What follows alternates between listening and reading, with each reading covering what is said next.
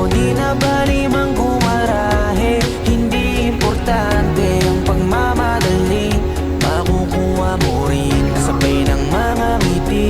Hayaan mo na yung mga puro lang salita, walang makakapigil lalo kung meron kang tiyaga. Maniwala ka lang, panahon lang din yan, makakarating ka din sa tamang daan.